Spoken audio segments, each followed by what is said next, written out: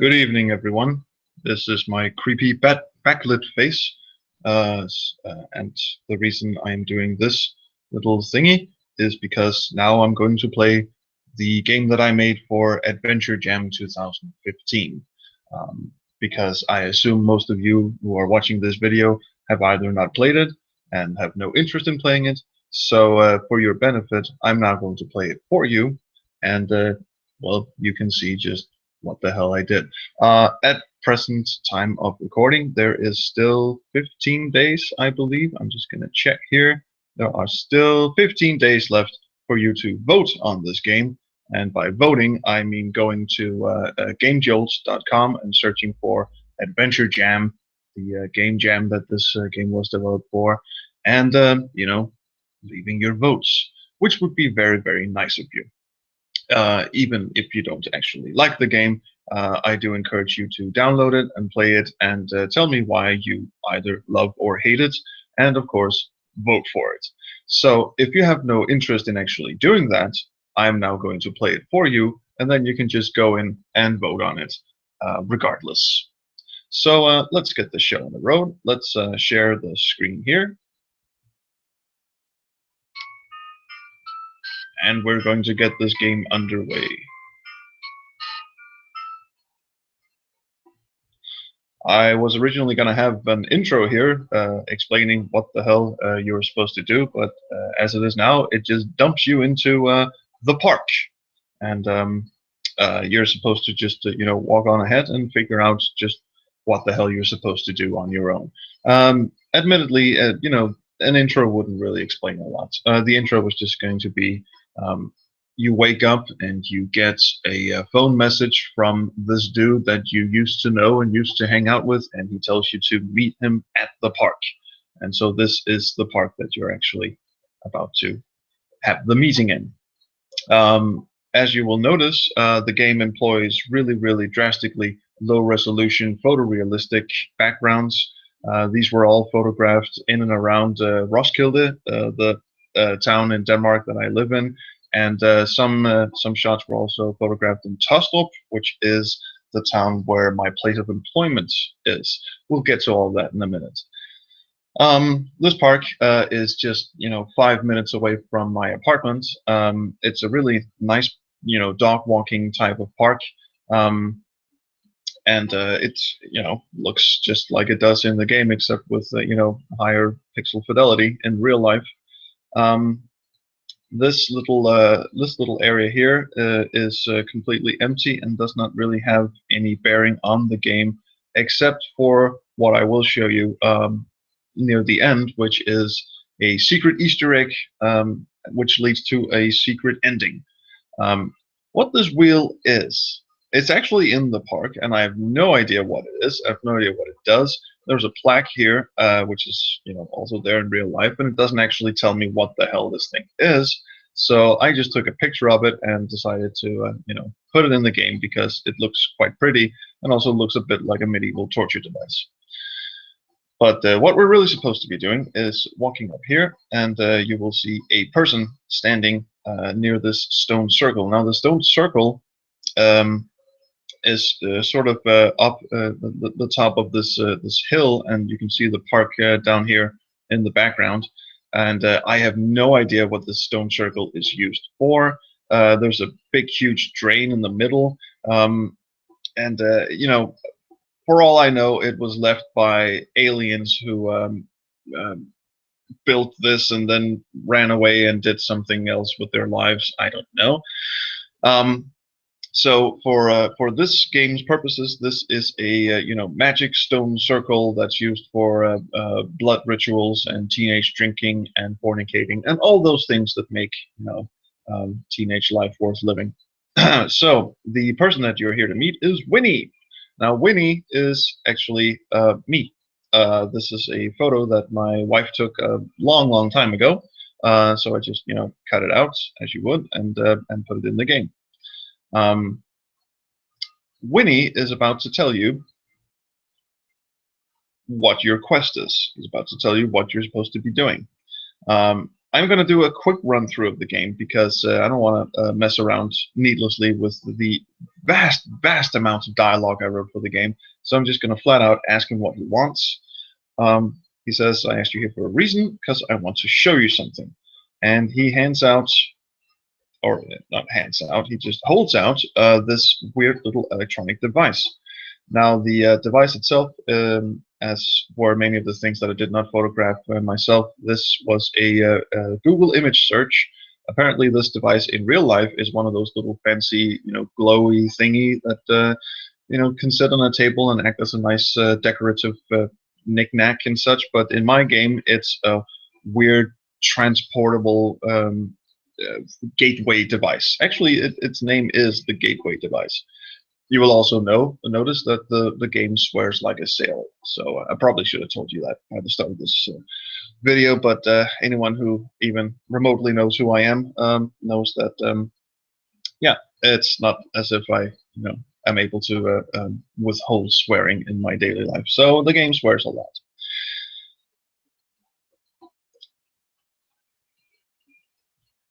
And when he tells you that this weird little device needs a special kind of battery, it needs a power cell, and he knows exactly where one is. Of course, you gotta wonder why he didn't just fuck off and get it on his own. But this will all become clear to anyone who actually wants to wade through several pages of text near the middle of the game. So he wants you to go visit Al, and Al is a now deceased old criminal drug dealer sort of person. Apparently not very good at it, but one of those criminal overlords. I kind of picture him as this sort of overweight, horrible kind of cigar smoking, cursing kind of person, and everyone is just seemingly very, very happy that he's now gone, because he ran a meth lab, and he ran several and Winnie here and you, the protagonist, apparently worked for him back in the old days, and you, the protagonist, had some sort of attack of conscience, apparently. So you've been out of the criminal game for a while, and Winnie here, of course, is still the lovable asshole that he always was. Not obviously working for Al anymore, who is now dead, but apparently he still, trips on the kind of wrong side of the law. And so he actually tells you, through, again, an awful lot of text, that they're supposed to get to Al's office and get the power cell and then return. So that's what we do. Now we are at Al's old office, and to be honest, this is actually my office. At present time of recording, this is where I spend my time Monday through Friday in my day job. So this is actually the office in Tostrup where I work. And if we go to the left here, we will reach the cemetery. And the cemetery or cemetery, I'm not really sure. I'm very bilingual. This is actually a cemetery that I walk to work with. It is actually right next to my office building, and I walk down this path every morning and every evening, Monday through Friday, to get to my place of employment. So whenever I pass, for instance, this little tool shed here, or shed, it's a tool bit. I can't help but look at the shovel and such and think, right, I stole that for a game. This is the bathroom. That's just to the left of the path that we just walked up, and it is actually a handicapped toilet at the graveyard. And I thought that was such an interesting idea to have a handicapped toilet on a graveyard. I suppose they have to, but yeah. So it's in the game now. This will become important later. So what am I doing? Well, I'm just walking around the graveyard, even though I'm supposed to be, getting into Al's office. These, you will notice these very crudely cut out gates that are blocking your path. These are not actually there in the real world, but I put them in because otherwise I would have to code in several hundreds of screens that would not, it wouldn't make any sense to just walk aimlessly around the graveyard. The only one that is not blocked off is this path, and if I try to go down this, it will tell me that I'm going to get lost because apparently this graveyard is miles and miles in circumference, even though in reality it's not. It's actually a very small and tiny and very endearing graveyard, but for the purposes of this narrative, it's huge. So, now we're back at the entrance, and of course the door is locked. And knowing Al, he probably left the key around here somewhere. So let's head out to the patio.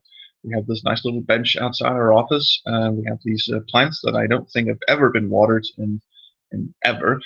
These photos were taken early spring, I suppose, a month ago maybe, when the weather was very cold. So it's not like plants were in full bloom and fancy and all that, but still, these plants do not look healthy, and they don't look healthy even when you view them in real life. And of course, you would think that the key to the office is hidden somewhere here in these plants, but obviously it's not. It's actually here under the bench, because one of the many crimes that this game commits is a fabulous amount of pixel hunting. Apparently, I can spend an awful lot of time on my podcast, The Backseat Designers, with my friend Frederick Olson, telling adventure game designers how to do their job, but once it actually comes down to it, I can't follow my own advice for shit.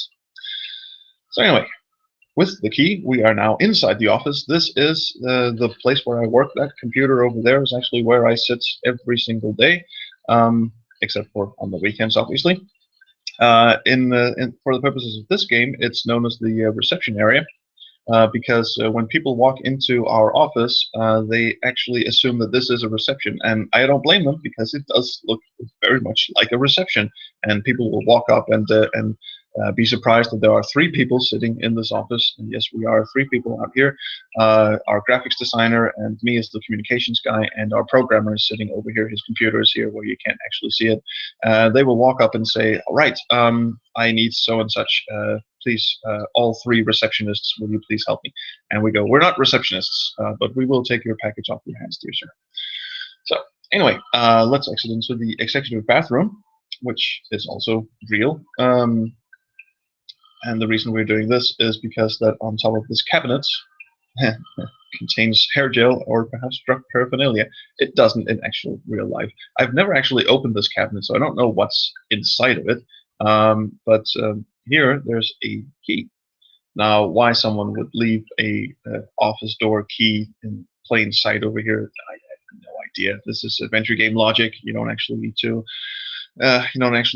Follow any. And also the dude is dead, and SWAT team raided his office, but they didn't think to raid his office. Either that, or they just raided his office and then left the key in the bathroom. I don't know.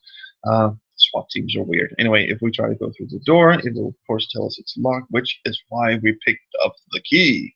So we put the key in and we enter an office in the office building. Now, this is actually my boss's office, and I'm sure he's very proud that I made his office the office of a meth-dealing drug fathead. And I actually told him this, and he was quite proud. I don't think he's seen this this message when you click on the laptop. He never kept anything on his computer. In fact, the only thing on his computer would be the kind of porn that would make you want to bleach your eyes out. I'm pretty sure that's not what my boss keeps on his computer, but I haven't asked, and I don't think I ever will.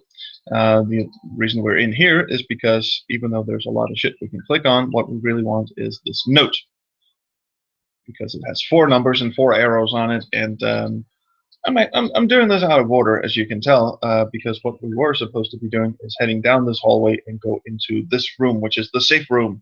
And this is where, of course, the game gets its title. What is in the safe? Now, the safe is one of those old flippy switch dial kind of things, kind of affairs, and this safe is where our office keeps, backup hard drives, and we keep, various documents that I've never bothered reading. For a while, it was part of my duties to open the safe every morning. Switch the backup drives and put one of the backup drives in here, take the other one out, go plug it into the server. Now, no one ever uses the safe, so I actually had to go and find out what the combination was, because I'd completely forgotten. Anyway, in order to take this photo, obviously I had to go and get the real safe combination. So all the stuff in here, those are our backup drives. These are papers that I have no idea what's on them and such. And this little scroll here was photoshopped in from a Google image search. So we pick it up, and we were supposed to be finding a power cell in here. Of course, that's not really in here. It appears to be a map of the nearby cemetery with a red circle around one of the graves. And of course, this is where the power cell is buried.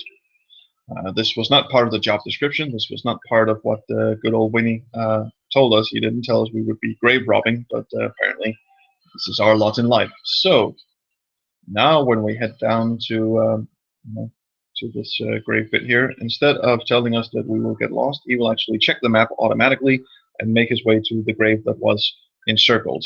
And this is Al Senior's grave. This is not Al, the drug dealer, but it's actually his dad. And for whatever reason, for whatever reason, Al's dad was buried with this power cell. Don't ask me. It's logic is not one of my strong suits. So now it's time for a bit of grave robbing. So we're going to pick up the shovel and have a big dig around the earth down here. Now, of course, I didn't actually dig a hole in the graveyard when I was, capturing photos for this. I just photoshopped in this very nice little hole in the ground, and it looks real. I suppose the low resolution helps, but I'm actually kind of proud of how that turned out. Once we climb into the hole and find the casket of dear old Al's dad, this again is not a real corpse that I digged up in the graveyard. This is just something that showed up on Google image search when I was searching for decayed corpse, which now my internet service provider knows is one of my favorite searches. Apparently this is a movie prop, by the way, so it's not actually a real dead person. But he suited the bill. He looks fantastically awesome. So now we're just rummaging around his pockets, and we don't find anything. So now we're going to start checking under the guy. And there it is. There is a green glowing rod, which must be the power cell. So we pick it up, dump Al Senior back into his box, and head back to the park. And good old Winnie is still standing around. So let's give him a talk. Do you have the power cell or not? Now, we can refuse. It's not possible to die in this game. I did want to, code in some tricks and traps for people. You can refuse, but then he just, pulls a gun and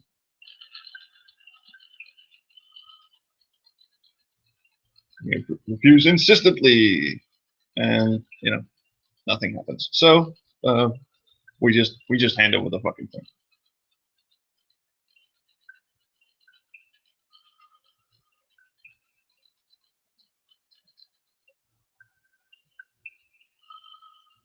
And now we plug in the power cell into the device, and suddenly it starts glowing and reverberating. And you're supposed to, of course, imagine this, because all I had time to show you was, the box here. So now we can either ask if we can just leave, or we can ask what the box is. Let's just get that out of the way. It's a gateway device, and it does something arcane and magical, and Winnie never actually gets around to explaining what it is, but it's a time travel device, which we are about to find out. The power cell, of course, charges the device, and after a lengthy explanation of what the hell it is and where he got it from, he says interdimensional travel. This is not true. He's not traveling through dimensions. It's just a time travel device. Apparently, he went to a library, but his reading skills are not up to par.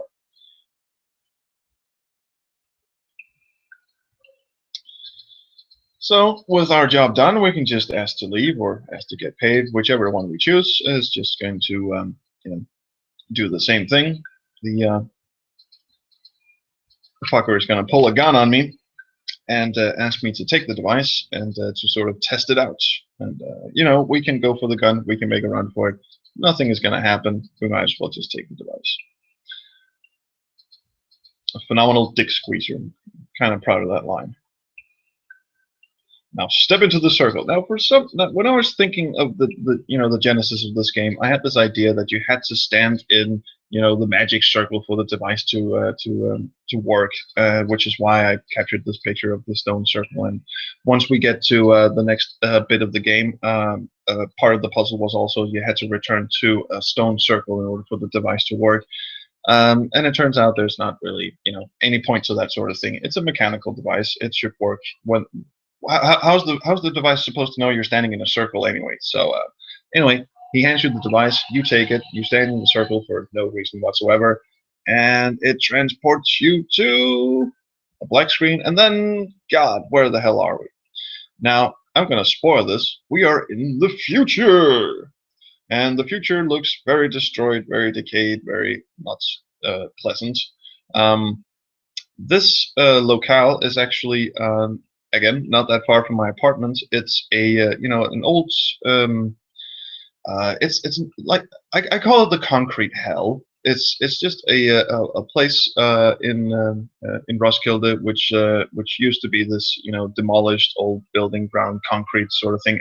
It's being turned into this sort of cultural appreciation kind of haven. Apartments are being built for young musicians and concert halls and such. But it still looks like post-apocalyptic shithole, which works to my advantage because it really does look like several world wars happened here. So yeah, all of this shit is just lying around. This is actually the downtown central. What you can't see is if you go south in the real world, there are like apartment buildings and rehearsal spaces and such. It's one of those it's kind of like the Greenwich Village of Roskilde, but vastly more bombed to shit. So this sign actually says "Elgang Verbot," which means no access with 3 exclamation marks.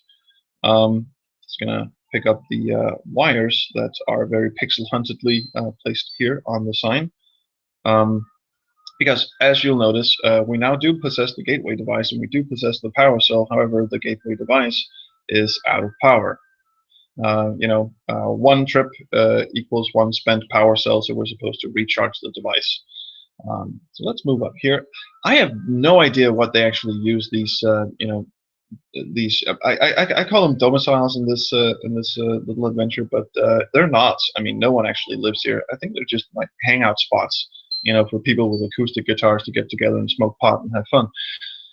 So anyway, here's Winnie again, and you can't really tell from the low resolution, but Winnie now has gray hair and a beard. The beard is my own. The gray hair obviously is magic of Photoshop.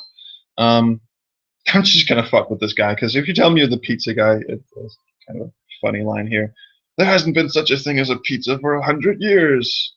And then you can tell him you're real, but the pizza is not. The oceans are all dry. There are no such thing as olives. Well, who eats olives on a pizza anyway? No one does. Olives are the work of the devil. Salty little fuckers. Oh my god. Okay, so he's actually just reading my mind at this point. It's fun to tell him that he's dead. So let's do that. Oh god!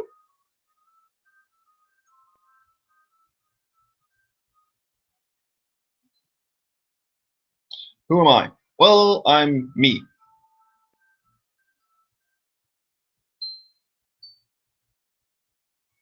And it only dawns on us now that it's in fact Winnie.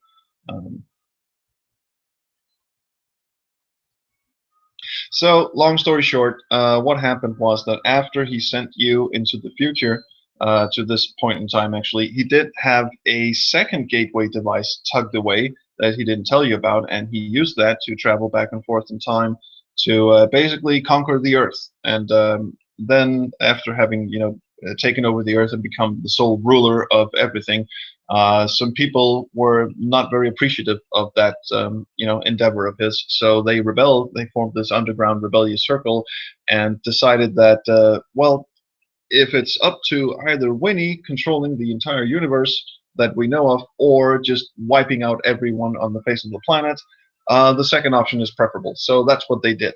They set off this huge biological weapon of sorts and basically just demolished everything. And by the time Winnie learned of their plans, he was in no position to actually stop them from doing it. So he just used his last remaining power cell to transport himself into the future And this is what he was faced with. This is supposed to be a post-apocalyptic future where every life form on the planet is just gone. So now that I've explained all that, I don't actually have to go through this dialogue tree. I'm just going to ask him how to get out of here.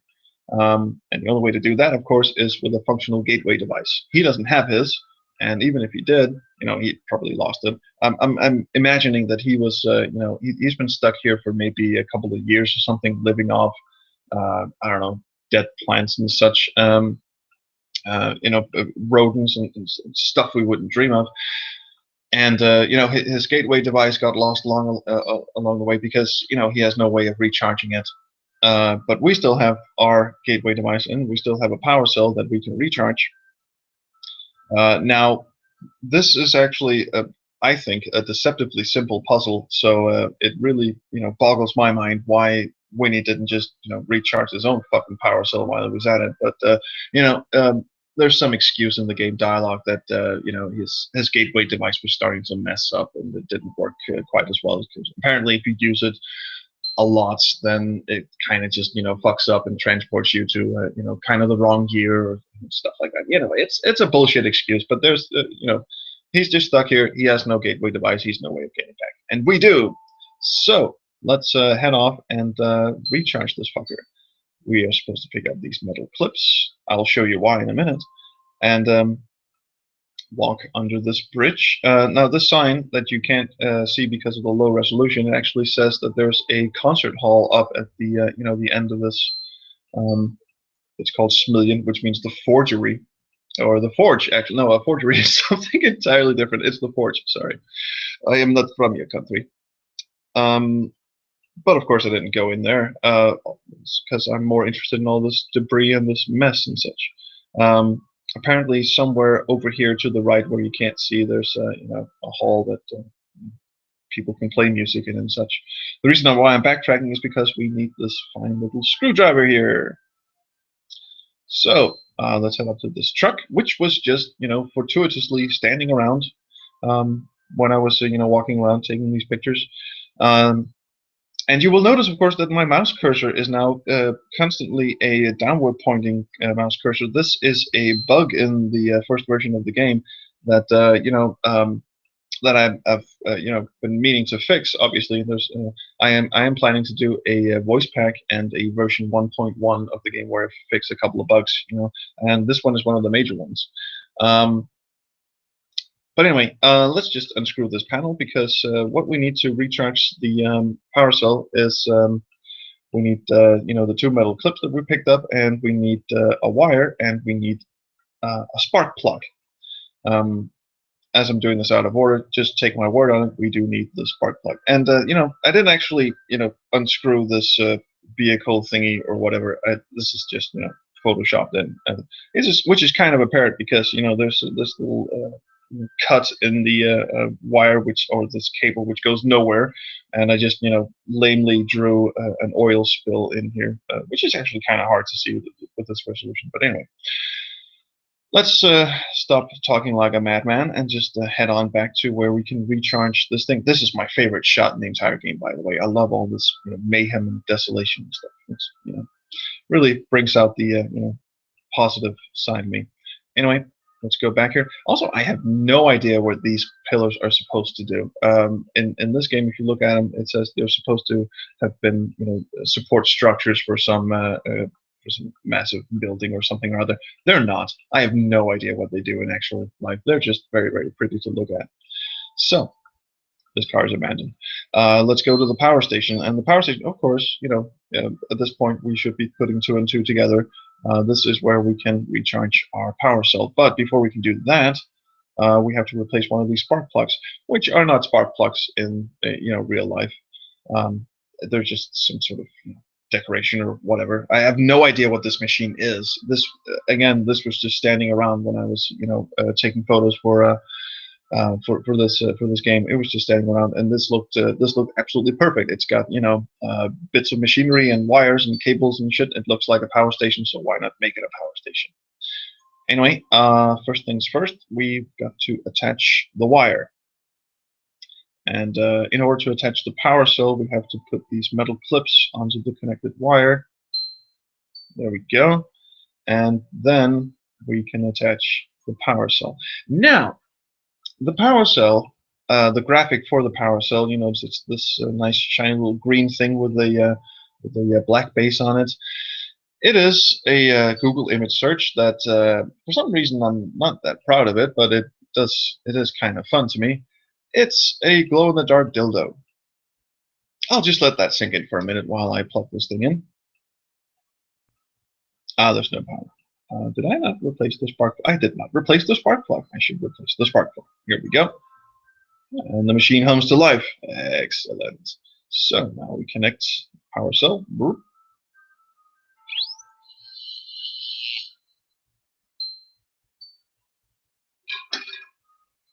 Nice sound effect, eh?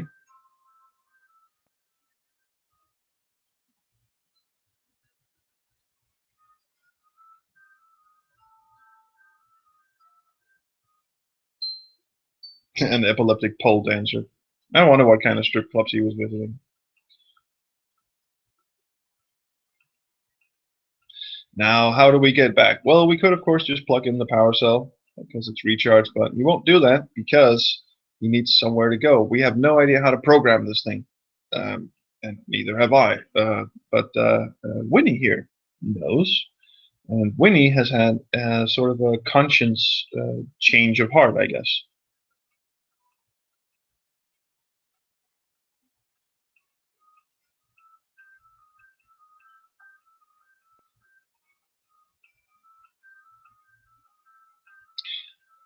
So let's fix this shit. Right. Winnie is now feeling very self-sacrificial because he knows that apparently he was no good at ruling the world. So now it's up to you to go back to the present, or the past, I guess, but what we left as the present, and stop ourselves from digging up the power cell and taking it to his past self. So what he does now is he tells us how to reprogram the gateway device so that instead of transporting the person that's holding it, it will shoot out a force field transporting anyone within the vicinity to some place. Again, bullshit technology. I mean, I just thought of it, and now it's a thing. I don't see why anyone who built this device would put in that feature, but there you go. Now go! Save humanity! Okay, sure.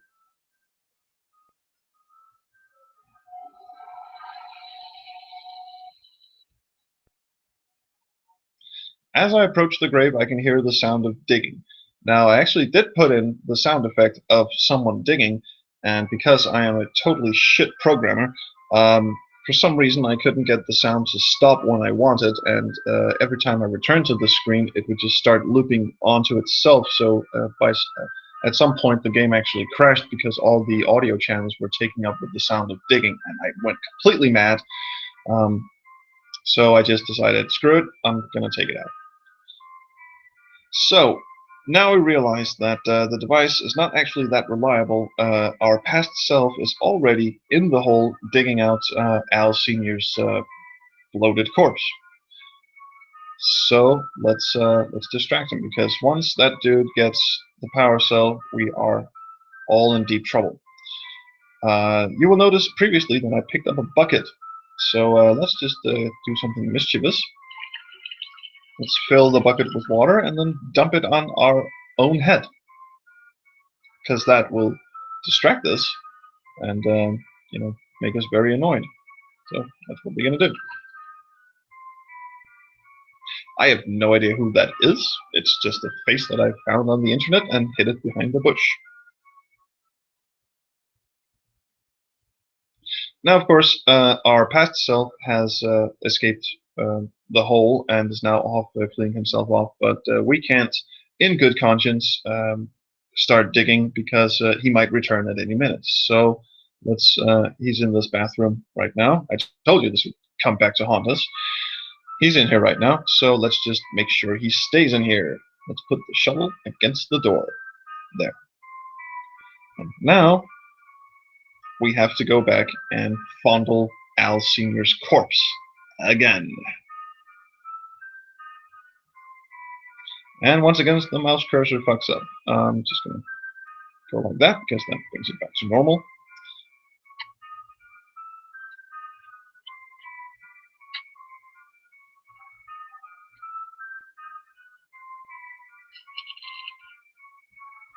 I just figured I'd throw in an extra bit of creepiness because we've already seen the dead body.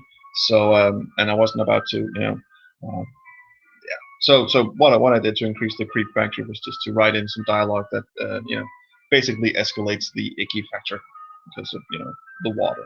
I'm not actually sure this has any bearing on reality. I'm not sure that bodies actually with just a simple little bucket of water will actually reach decrepit states that fast. But anything to upset and uh, make people uncomfortable. So now we return to the park where we can kick Winnie's ass. I'm going to save my game here. Apparently I already did. Okay, so I'm just going to save it again. And the reason why I'm doing that is because I'm going to complete the game now. We are right near the end game. I'm going to go complete the game the way that was intended. And then I'm going to go back to this point in time and show you a different way of completing the game. So, right now we have returned to the stone circle. Winnie is nowhere to be found, but there he is. And I'm just going to click through these dialogue things slowly so you have time to read them.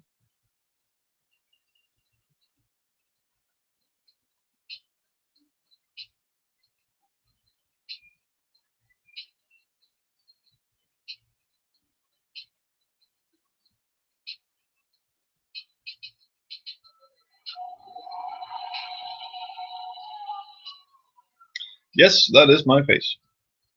And no, this was not captured for the game. This is actually an archival image. I'm just going to click this away because it's really disturbing. Someone took this photo of me at a university gig way in the past. I think my wife actually took this photo. She must be so proud. So it's all done. We have won. Breathing a sigh of relief, we now walk down the slope into the park and looking at the serenity around us. We now have a time machine, and Winnie is sent 1,000 years into the future or wherever, and everything is good.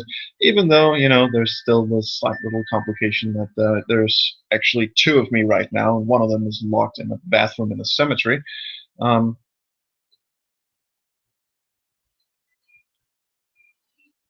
So that is a problem. I don't know if you guys have ever seen Time Cop, but yeah, having duplicates of yourself walking around is not it's not good for the space-time continuum. And now we're starting to get a big head. It's trying to use the time machine, eh? Nope.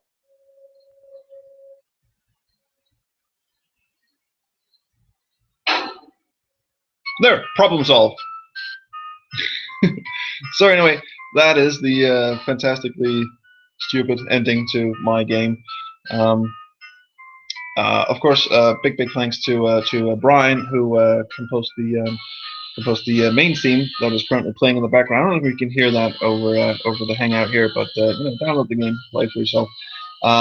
Brian is the co-host of the Square Waves FM podcast, and it's an absolutely fabulously nerdy podcast that I think everyone should listen to, provided, of course, that they have 3 fucking hours to waste, because every episode is massively long, but it's well worth it. So yeah, April 3rd to 17th, 2015. The jam was over a couple of weeks ago, but there are still 15 days left to vote at current time of writing. And of course, big thanks to Stephen Alexander, who is one of the judges. So I'm just sort of greasing the wheel here.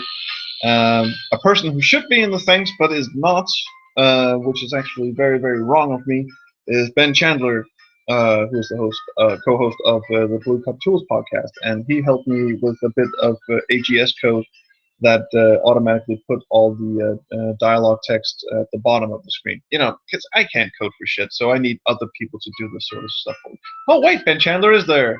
I remembered to put him in after all. All right, so forget everything I just said. So yeah, three people helped me test this. Emir Dakago, whom I frequently see on my IRC channel, or I'm sorry, Fred, our backseat designers IRC channel. He agreed to test play this and come up with some feedback. For one, he suggested that the spark plug should be in the truck and the wires should be on the staircase and not the other way around as it was in the original game or the test build that I sent him. So I changed those around, and Kevin Wallace has actually been really helpful even after the game came out because, like I said, there's this bug with the mouse cursor and such, and Kevin had some insomnia problems actually just a few days ago, and decided to sit around and poke around my source code and actually solve the problem for me. So he did. So version 1.1 is coming out pretty much thanks to Kevin. And another thing is the upcoming voice pack, for which Emir Dakago has agreed to play the main character. So that's going to be fun. Of course, big old pets on the back to all the fellow game devs out there. Everyone who's there are 84 games in the Game Jam so far, so of course I can't mention them all. But everyone who did an adventure game for this, and just in general, you are just awesome people because the adventure game genre is awesome. So, returning now to the main menu, it is now secret time. We shall restore this game. And instead of, as you would, head up and confront Winnie and tell him, here's my device and all of the stuff, let's instead backtrack. So now we're at this path. If we go to the right where the wheel was, suddenly a person has appeared. Now this is an awfully cute photo of my real life wife. My wife, who saw what I was doing with the graphics, this kind of low resolution pixel RD kind of thing, and she absolutely loved it and asked, "Can I be in the game?" And at that point, I'd already started coding the game, and I was well into development, and the jam was underway, so I couldn't actually write her into the game. There are only two characters in the game, not counting the dead person. So I put her in as an Easter egg.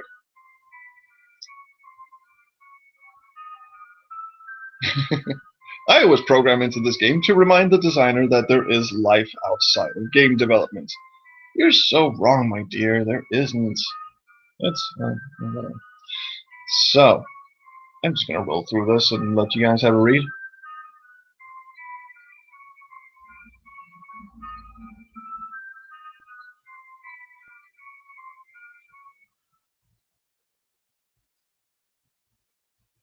She didn't actually scowl. She was very nice, and she rather liked her cameo. I asked her if she wanted to write her own dialogue, and she didn't.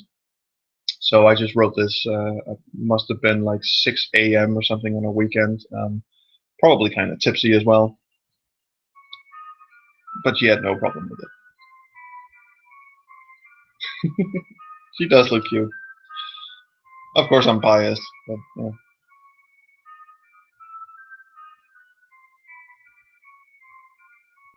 She laughed at that line.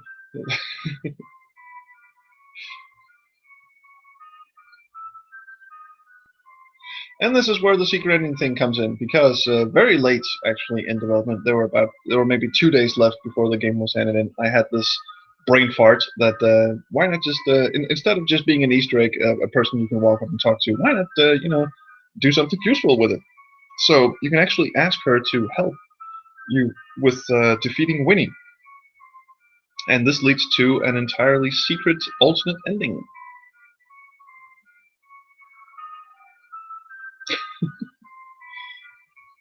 Yeah, like a little 5 foot tall, blonde, curly woman is gonna beat up an old drug boss or something. But yeah, again, this is fantasy.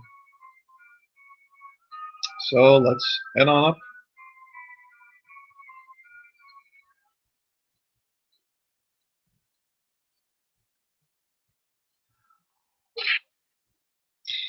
So this is actually my wife beating up me, except my name in this game is Winnie, which she also laughed at.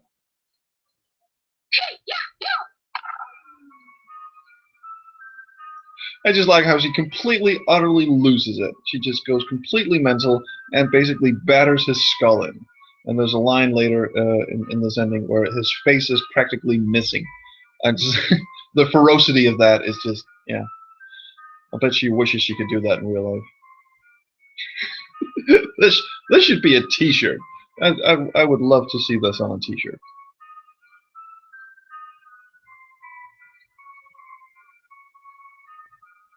Have we got a shovel?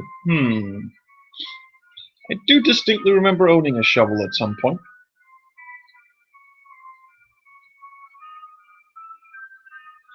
So we rush back to the graveyard.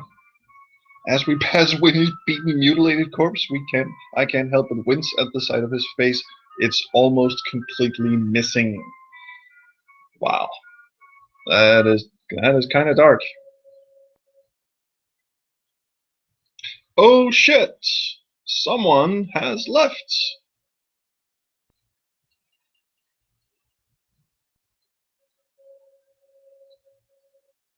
So of course we spilled the beans about the time travel device that we're carrying, and you know, that there are actually two of us running around, and this might not actually be beneficial to the space-time continuum. So we show her the device, and she asks us to grab the shovel, and then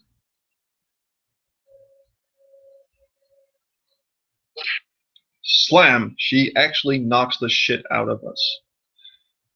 And thus, the designer's wife used the gateway device to take over the world and make sure there were never any game jams ever again.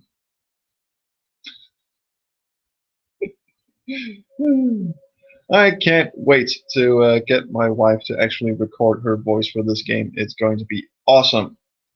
I might have to get her drunk first, but yeah, there we go. So that was the secret ending. My wife completely annihilated all types of game jams in the future. Rightfully so. So, with that out of the way, I am just going to quit the game now.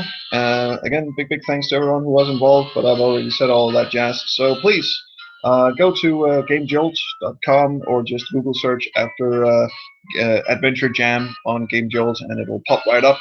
Again, vote for this game and also for all of my friends' games, and that would be, you know, Sean Etchison, we did Pendek, Reventure Games, Natalie Juhash.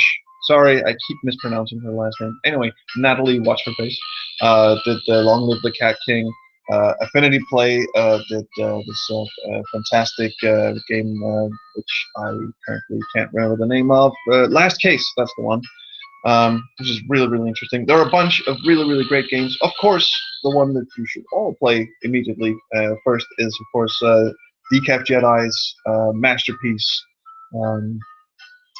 Late Last Night, which I contributed a bit of dialogue to, which is currently in the process of having its own speech pack developed. So yeah, go play that. That was a really fantastic collaborative effort that I put way too little effort into participating in. But anyway, go play it. It's fantastic, and not because I'm in it.